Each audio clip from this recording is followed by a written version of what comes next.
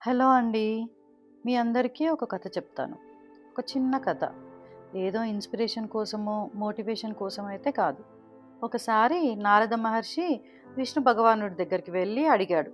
నారాయణ, నీకు విశ్వం మొత్తంలో అందరికన్నా గొప్ప భక్తుడెవరు అని అడిగిన దానికి విష్ణుదేవుడు అన్నాడు, అక్కడ కనిపించే రైతును చూడు నారదా, అతనే అని చెప్పడంతో నారదుడు కోపంతో, అలా ఎలా అంటారు స్వామి? ఒక సాధారణ రైతు, చదువు సంధ్య లేదు, ఒక మంత్రం కూడా సరిగా జపించలేడు, ఏమీ అర్హతలే లేనివాడు ఎట్లా మీకు గొప్ప భక్తుడు అయినాడు?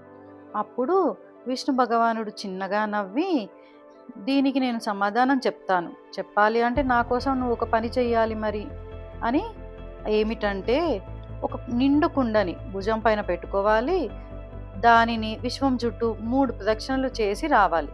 కానీ గుర్తుపెట్టుకో నారదా, ఒక చుక్క నీరు కూడా కింద పడకుండా చెయ్యాలి మరి అని చెప్పడంతో నారదుడు ఎట్లా అయినా ఆ సమాధానం తెలుసుకోవాలి అని ఆరాటంతో ఒక్క నీటి చుక్క కూడా కింద పడకుండా విశ్వం చుట్టూ 3 ప్రదక్షిణలు చేసి వచ్చి, ఇప్పుడైనా సమాధానం చెప్పండి దేవా.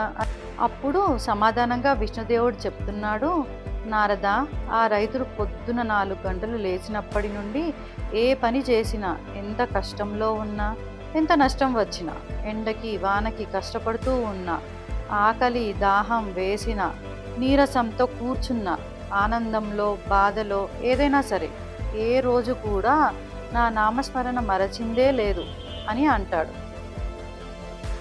దానికి నారదుడు అంటాడు, అది నేను చేస్తున్నాను కదా స్వామి, దేనికి ఆశించకుండా నారాయణ నారాయణ అంటూనే ఉంటాను కదా.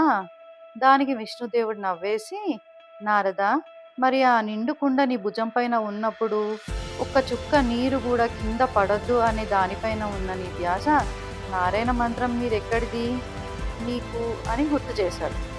అలా నారదుడు అహం తగ్గించుకొని ఒక కొత్త విషయం అర్థం చేసుకున్నాడు ఈ కథతో.